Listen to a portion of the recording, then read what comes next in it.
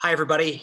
Happy Monday as we get ready for a 6:30 p.m. Central Time, 7:30 p.m. Eastern Time kickoff at Ross-Ade Stadium this Saturday against Purdue. A reminder, I sent an email last week to a number of you, but if you are planning to make the trip to West Lafayette, or you think you are planning to make the trip to West Lafayette, please let me know today if you can. We're trying to help Purdue with as much advanced communication, obviously, as we can to make sure that everybody's taken care of. So we'll begin with an opening statement from the head coach and then open it up for questions. If you'd like to ask a question, please send a message in the chat to Athletic Communications. Coach?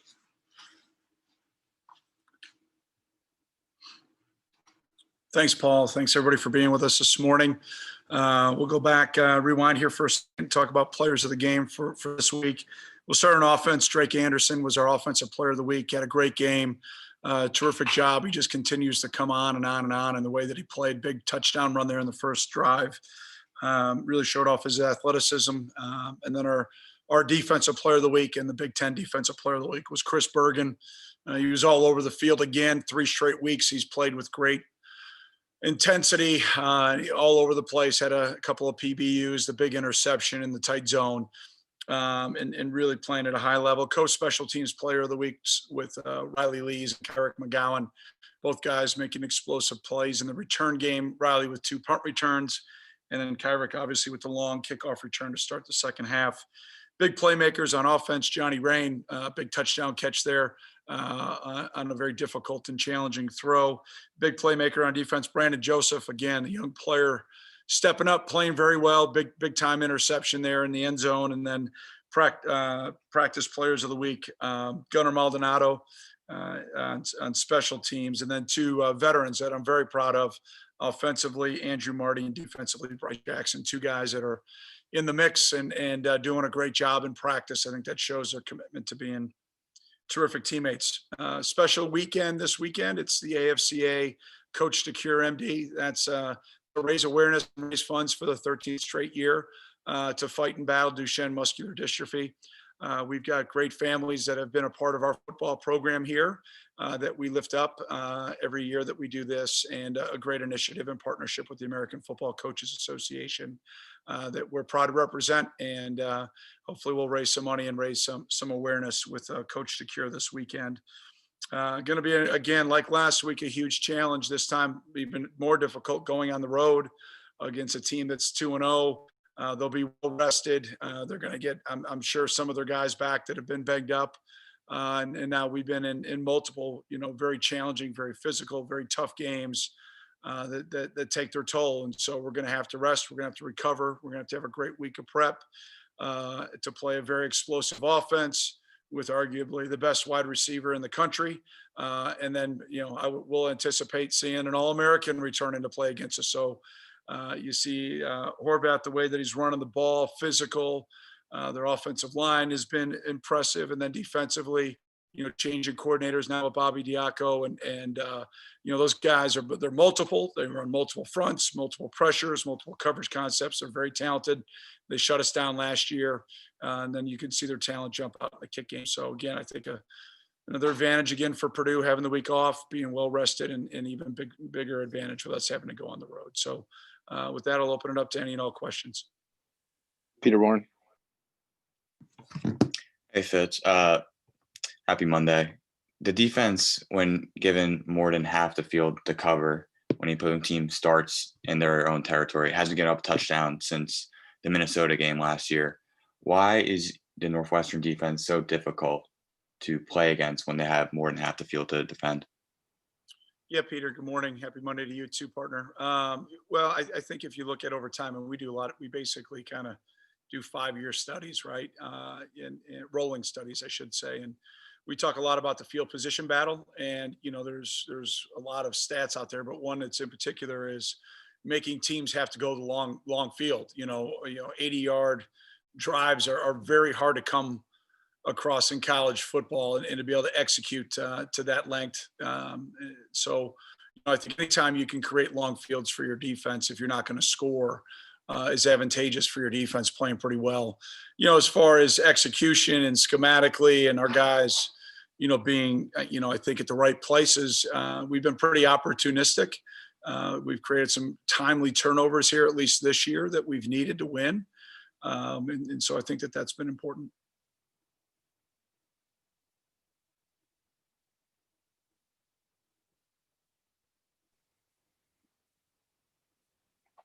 Again, message athletic communications to ask Coach Fitz a question. Yep, there, Louis. Morning, Coach. Morning, Louis. How are you? I'm good. How are you? Great, thanks. After the explosion in Game 1 against Maryland the last couple weeks, you guys have averaged around 300 yards and 21 points. How much of that had to do with the other team's defense, and how do you assess your offense overall the last couple weeks? Well, we've won, so that's all that matters. That's number one. Number two, a lot of fundamental areas that we can improve. I think that's number one. Pad level up front, sustaining blocks, sustaining things on the perimeter, pitching and catching. We've had some open throws that we've either held the ball or maybe we've gotten a little bit disjointed off our routes, and so timing has been off. Some missed cuts that we've had, and then obviously some penalties that have hurt us, and then some turnovers that have hurt us. So that's enough for us to work our tails off to improve on. And then also I think Nebraska and definitely Iowa both are much improved defensively. Iowa's been consistent defensively since Coach Ferentz has been there, but I really think Nebraska is much improved. Throw the Ohio State game out. I mean, that was close. And like I said last week, that's a one-score game with Nebraska driving to score to take the lead. And then it got a little away from them in the final drive or two against Ohio State. And then the first two drives of the second half. And then that thing was kind of out of reach, but for a half I think you saw how improved they were defensively. And I think it's not only their talent, but I also think it's their schematics. They've made some changes to what they're doing. So very impressed with both those defenses, but we've got to get a lot better. We still have not, I think, put together, even in the opener, maybe we had a lot of points and maybe we had a lot of yards, but we still don't feel like we've played clean. We've been together for 3 games. We've got to, with the offensive staff, we've got to just keep working diligently to improve. And I know our guys want to do that. Thank you. Eric. Hey, Coach, something you talked about after the game on Saturday was your frustration with Nebraska's success on the QB draw plays. Now that you've probably had a chance to watch back some of the film, why do you think they were able to be so successful on those? Well, Eric, number one, they're making you play 11 on 11 defense, right? Anytime you run the quarterback with the lead blocker, and we were playing 2 high safeties, so we were, probably a little light in the box at some times, and not as maybe as coordinated as we needed to be to make sure we were fitting gaps properly and fitting things properly. And also, I'll credit their 2 quarterbacks now. Those are 2 pretty dynamic athletes running the football, and I thought it was probably our worst tackling game that we've had in a number of games. Maybe even going back to last year, we didn't tackle very well against Nebraska at all. And again, I'll credit their athletes and our lack of what we try to teach fundamentally. So like the offense, we've got a lot of room for improvement defensively. Ella Brockway. Morning, Coach. At this point in where we are in the season, how do you balance, as we still see there are games around the country being canceled and COVID numbers are kind of rising around the country, how do you balance taking all that in and managing that with also focusing on a season and trying to balance the tasks at the immediate hand? Yeah, Ella, thanks for being with us this morning. I think, number one, you've just got to make great choices socially, and it's really challenging for our guys. I've been talking about this now since probably our first time getting together on Zoom press conferences. The challenge is every day, every moment, every interaction. And to this point, again, knock on wood, they've done a great job. And same thing with our coaching staff, our support staff, everybody that touches our program. We've got to, really almost be in the mindset that I'm in. I go to the office, to the house, to the office, to the house. And then 2 weeks ago, went to a hotel in Coralville and went to the stadium and came home. I mean, it'll be the same thing this week. It'll be get on a bus, drive down to West Lafayette, play a game, get in a hotel, come back, so it's a great sacrifice from the normal experience, but our guys have done a really good job of it. And while we're here, we're focused on ball. Andrew. Hey, Coach. My question, defensively, how do you prepare for a guy like Rondale Moore, who hasn't played this season, but you obviously know a lot about and his talent? How do you prepare for him this upcoming Saturday? Yeah, Andrew, we know a lot about his talent. I mean, they don't just give out the term All-American by accident, and I think we're a little bit a part of that. So we've got empirical data.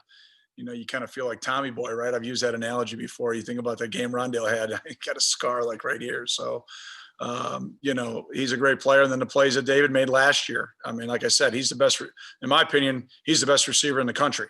And he's backed it up week after week after week, rep after rep after rep. I think he's the best wide receiver in the country. And so if it's just David, you know, that's a challenge enough as it is. If it's both those guys playing, it'll be the stiffest challenge that we've had as a defense in a long, long time. So we just got to be sound with what we do. And we've got to do everything we can to make sure we keep the ball inside and in front and make them earn everything that they get. Because they're going to make plays. They're both great players.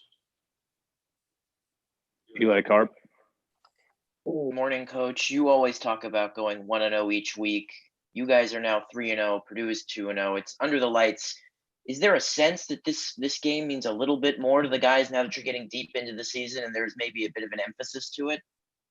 Yeah, Eli, good morning. You know, I think if you get up on that roller coaster, man, that's why some people get sick going up and down, right? You just can't do that. You got to be consistent, and your mindset and your approach. Every game's a big game. Every game when you're playing Big Ten football and in 2020, right? Every game is a championship level game. So you've got to approach it, number one, with your rest, your recovery, your mental preparation, your physical preparation, your emotional preparation.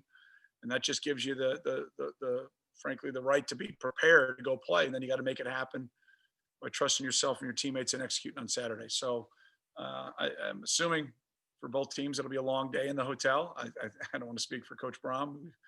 He's an excellent coach and a great leader and outstanding offensive mind. It'll be a long day for both teams, but I think both teams will be excited to compete on Saturday night. Jack. Good morning, Coach. Thank you for being here. The turnovers have been really coming for you guys, including a couple of those on the goal line against Nebraska. How do you balance getting really excited about taking the ball away, which I know you guys emphasize, but also knowing that they can be volatile? You don't always want to rely on the goal line interception, especially against a disciplined playmaking offense like Purdue. Yeah, Jack, good morning. Yeah, we're not relying upon it. You know, I think it's a critical aspect of success, but we're not relying upon it. You know, we've got to do some things a little bit better. There's no question. It starts with us as coaches, schematically, and then also, you know, really, you got to inspect what you expect. You know, you got to really look hard at what you're doing. You got to really look hard at how we're doing it, how we're practicing it. And then, you know, from an execution standpoint, or where we want to be at. And so all those areas, to me, in all three phases right now, we're not the finished product. So, you know, just a lot of work ahead. And as you keep moving forward in the year, it gets more challenging because, you know, obviously it's a grind of a season. Guys start getting beat up, and the next guys have to get you know, quite frankly, the next group of guys need to really get ready to play. And, you know, they're a play away, and hopefully they continue to do that. To this point, 3 weeks in, are guys that are maybe right now in special teams roles or backup roles have been working really hard. And my expectation is that they'll continue to do that, to be prepared if their numbers get called. Thanks, Coach. Thanks, Jack. Any other questions for Coach? Louis?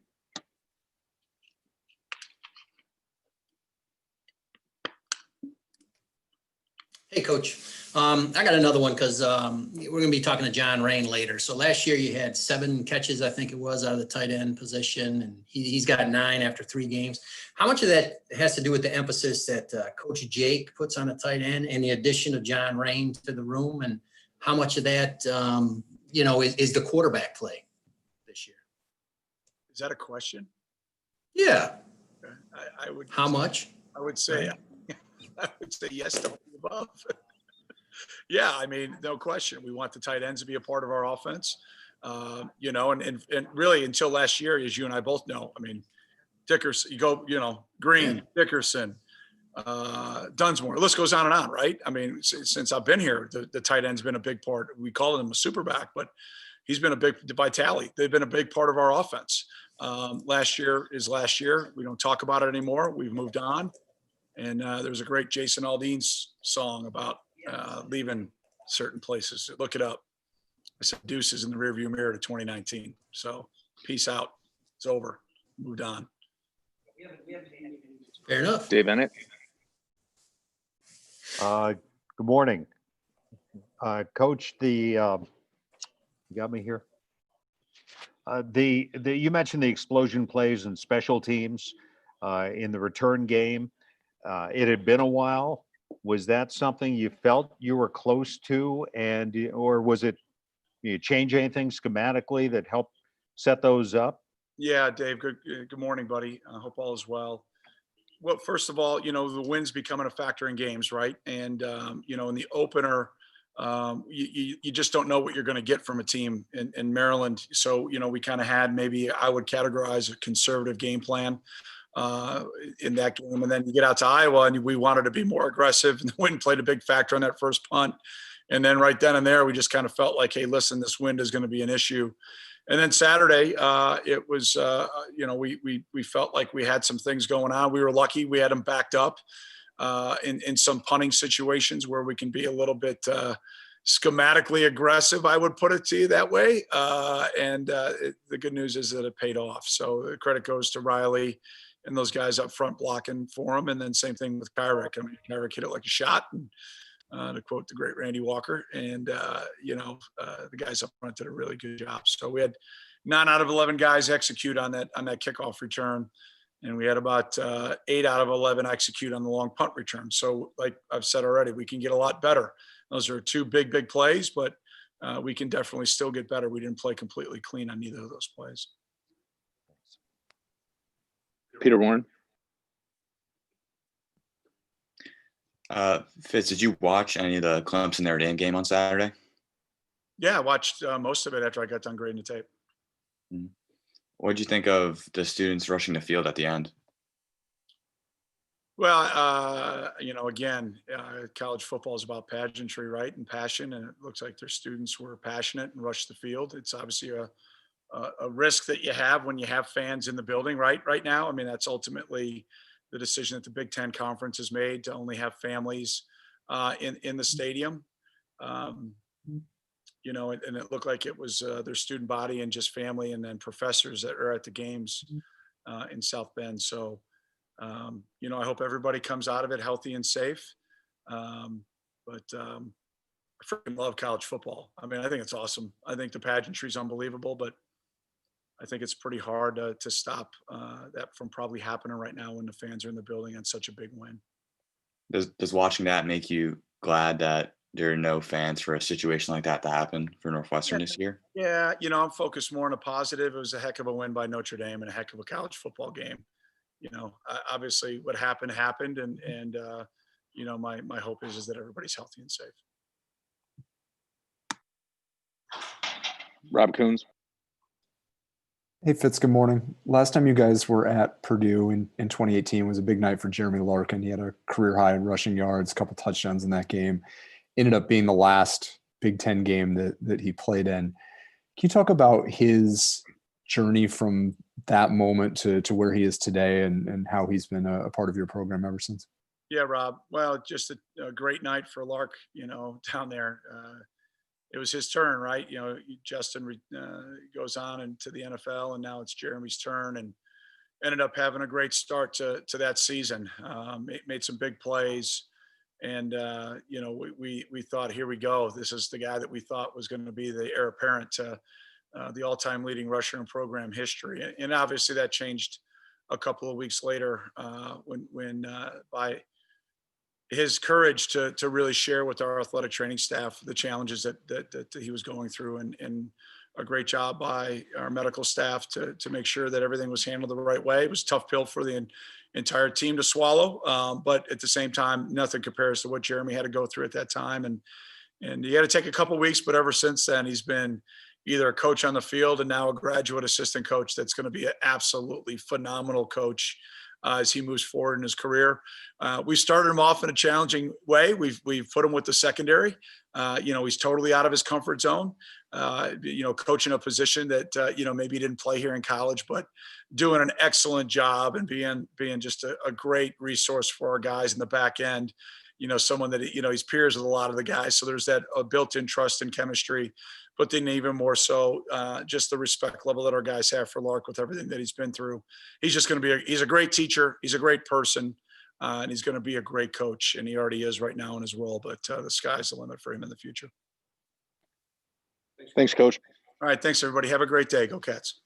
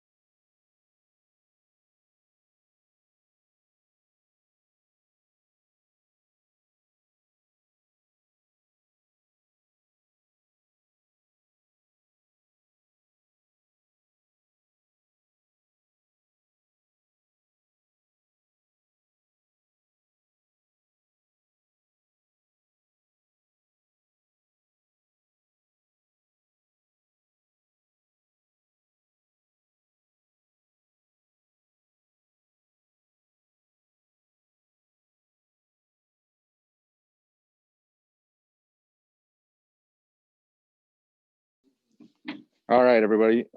Representing the defense today, we'll have Greg Newsome and Blake Gallagher. So again, please direct message Athletic Communications in the chat, and we'll call on you to ask our defensive representatives questions.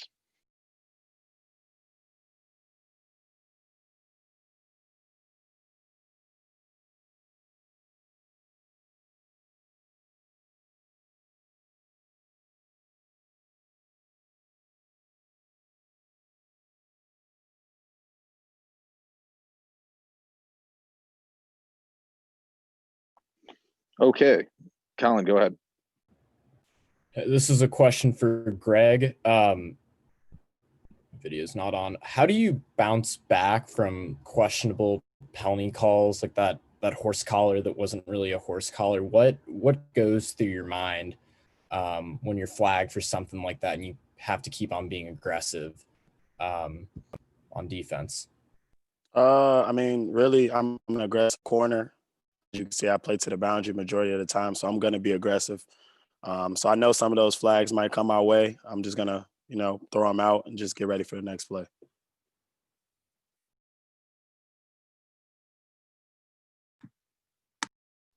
Peter Warren.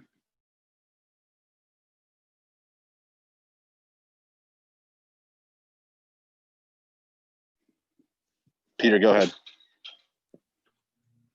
Yeah. So, Greg, big matchup coming this weekend, either with David Bell or Rondell Moore. You're most likely going up against. How excited are you for a challenge like that, in this week? I'm real excited. I wasn't able to see them last year as you know, I got hurt. So I mean, they're both good players. We have a lot of good players over here too. So it's going to be a matchup that we're very excited for. Redemption, number 3.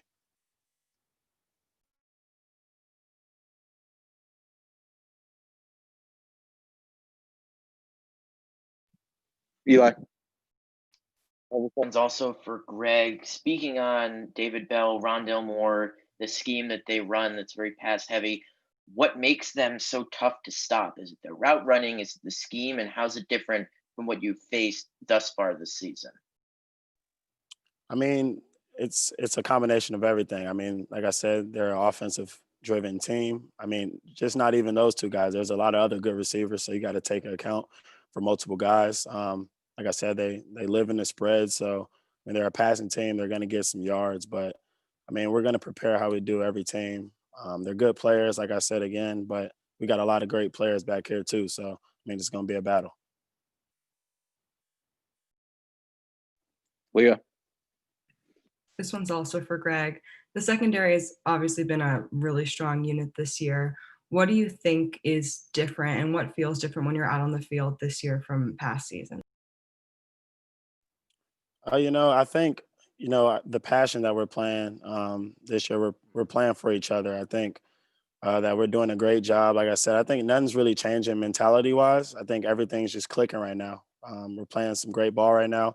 I mean, even last year, we didn't have a great, obviously, overall record, but I think we were playing balls to the wall last year too. So, I mean, we're just going to keep going and keep going. I think we're playing well right now, so we just got to keep it up.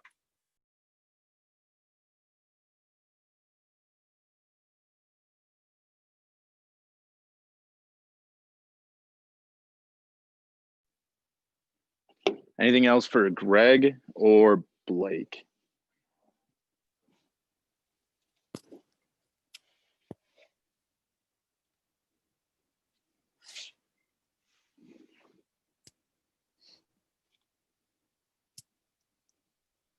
Peter. This one is for Blake. Blake, who do you think's really brought the juice these first 3 weeks of the season? Yes, who do you think's really brought the juice these first 3 weeks of the season? Brought the juice. I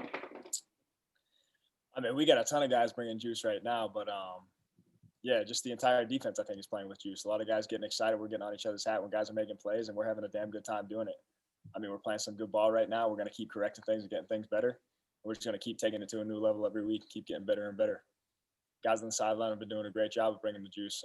Our juice squad and everybody, you can see it on tape when there's big plays made on the field. Our boundary's going crazy, so we just need to keep that up, keep continuing to do that. Andrew Golden. And also, we're having a little issue with Blake's computer, so I can reiterate the question if you have a question for him. My question is actually for Greg. My question for you is, y'all obviously have like the pick club, and that's kind of been a thing that you guys have had in your team. When did the pick club start? Why was it created, and how has it kind of grown as like a team bonding thing in the secondary recently? How it started? I mean, it started off obviously first game where we're just picking everybody off. So I mean, that's just how it started. Last year we weren't able to get as many as we would like, so that was definitely a big emphasis. And the secondary and just on the defense as a whole. We're doing a great job right now. We're just going to keep at it. But, I mean, it basically just started really after last season when we were emphasizing picks. That's something we had to improve on, and I think we're doing a great job right now.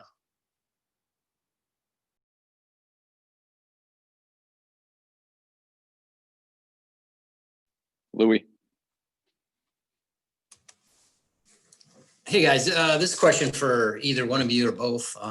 Last year defense had a pretty good season and the offense really struggled. This year, the offense is doing a lot more to help out. How much does that pump up your defense? How much of a difference does that make to you guys when you're out on the field? I mean, like I said, once again, we control what we can control. So at the end of the day, we got their back, they got our back. So, I mean, right now, we got their back. Sometimes they screw up, we screw up, they got our back. So, I mean, I think we're playing the same way. We're doing the same things. Hey, Louis, can you repeat the question for Blake? Yeah, I was just asking, with the offense having a better season. Like last year, you guys played pretty well. Offense really struggled, and you ended up with a 3-9 season. This year, offense is playing a little bit better. You're 3-0. How much does the offense's improved play affect you as a defense out there? Yeah, I think Greg hit the nail on the head. We're gonna have to have their back sometimes, and they're gonna have our backs other times. It's a team effort, it's a team game, and we play off each other, and we just go out there and do what we do and do our job and continue to execute. Peter, do you have another? No. Andrew? Yeah, my question for you guys, obviously across the country has been like the turnover chain, a lot of different turnover items, I guess, when you get turnovers across the country. Do you guys have one of those? And if not, what would you want it to be if you had one? No, we don't have a turnover chain or anything like that. But Coach Hank hooked up with some stuff after games, like just steaks or have cookouts or occasional meals that they're allowed to give us. So. Yeah, I mean, just to reiterate that, like you said, some dinners or something that we can get, obviously, if it's allowed. We definitely should come up with something because right now, like I said, we're balling out right now. So we definitely should think of some stuff that would be cool on the sideline.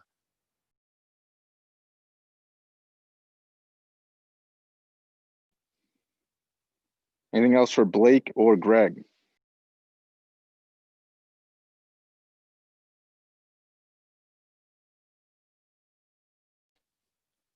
Awesome. Thanks, guys.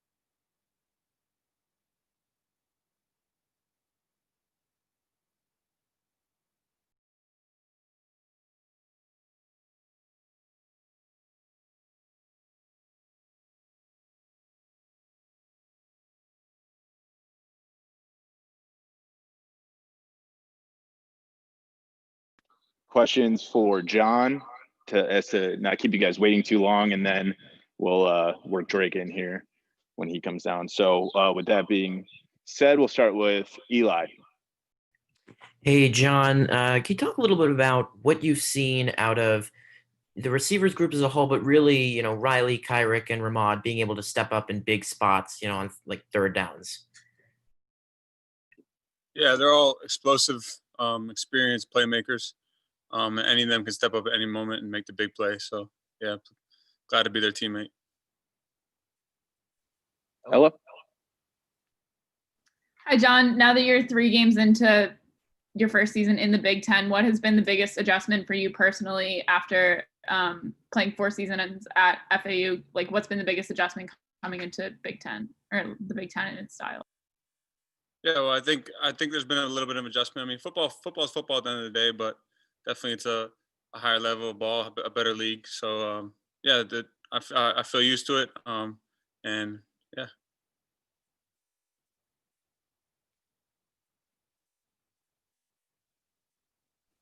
Peter Warren.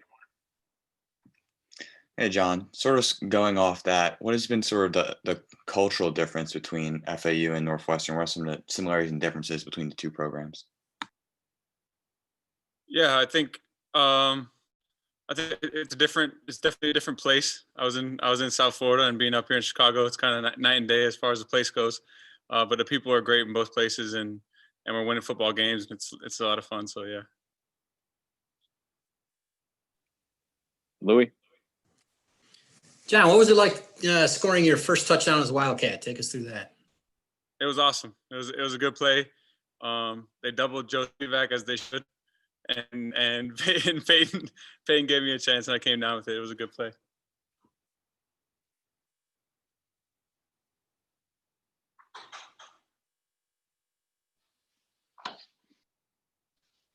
Anything else for John?